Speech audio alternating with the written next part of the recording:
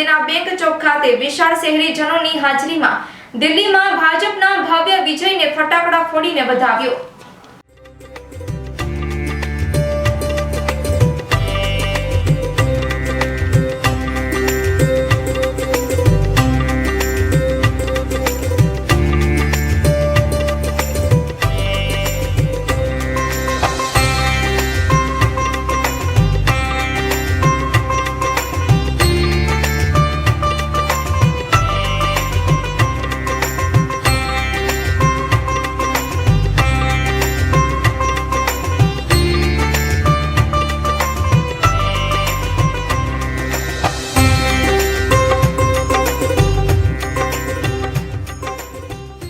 રાપર તાલુકા ભાજપના પ્રમુખ નશાભાઈ દિયા છે, ધારાસભ્યના પીએસ શ્રી વિનુભાઈ ઠાનકી છે, રાપર તાલુકા ભાજપના ઉપપ્રમુખ કમલસિંહ સોઢા છે, ખાસ તો અહીંયા ઘણા બધા આગેવાનો છે। આ વાલજીભાઈ ભાવિયા કે જે અત્યારે એમ કહેવું હોય તો કહી શકાય કે હાથે હાથ બોર્ડની ચૂંટણીમાં પોતાનું ખૂબ બધું યોગદાન આપી રહ્યા છે।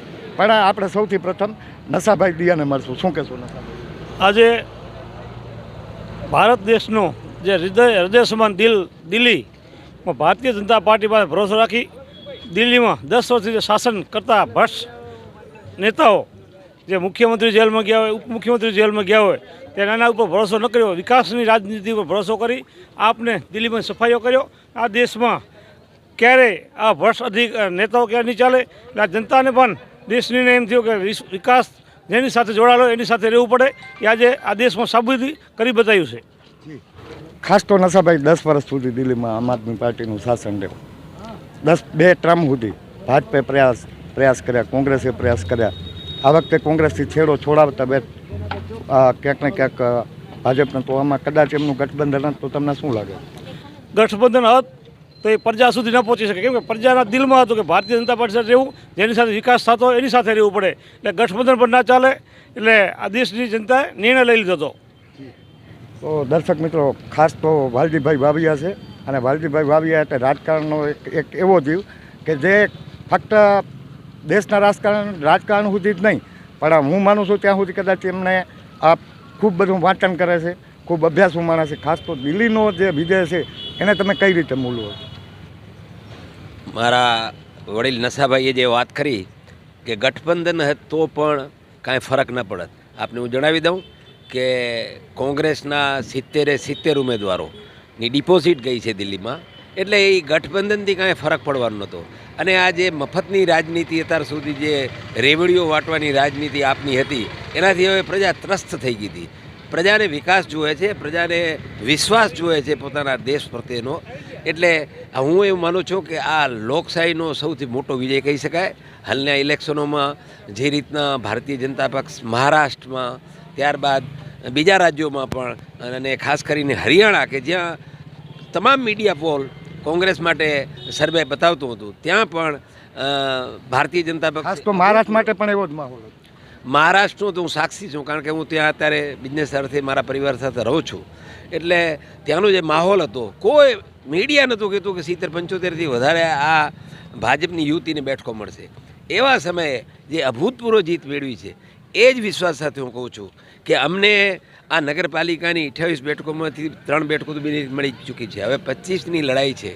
એટલે તમારે અમારા વડીલોનું કહેવું છે, અમારા પાર્ટીના આગેવાનોનું કહેવું છે, એ ગમે એટલા પ્રલોભન આપે, ગમે એ લાલચો આપે, ગમે એ કામના વાયદા કરે, કાંઈ એમનાથી થવાનું નથી।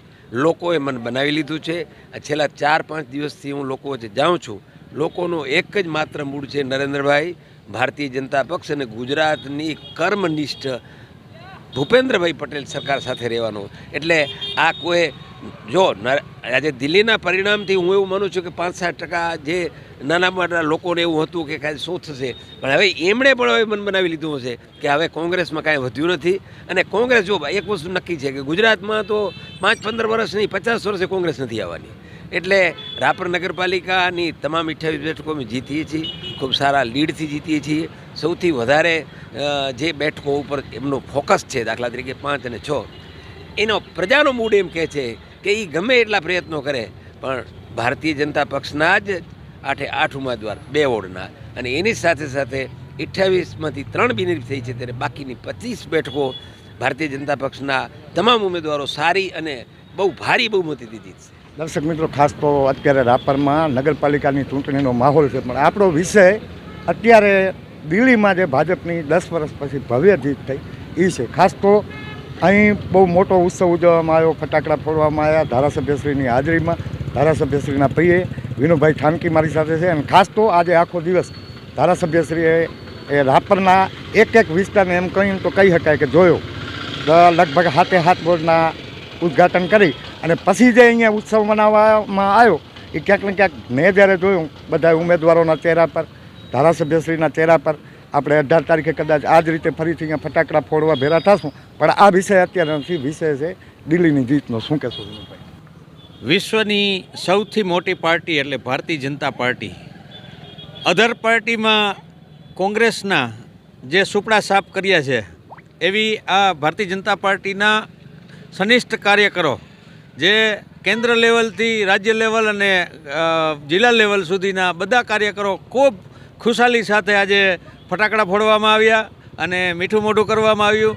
ખુશી એ વાતની છે કે 10 વર્ષથી દિલ્હી જે શું કહેવાય નુગરા એટલે કે ગુરુ વગરના જે કેજરીવાલ ગુરુની હત્યા કરી, જે હત્યા જ કહેવાય કે આના હજારેને જે તે રીતે સાઈડમાં ધકેલી અને પોતે 10 વર્ષ સુધી શાસન કર્યું અને દિલ્હી આજે 20 વર્ષ પાછળ ઠેલાઈ ગઈ છે.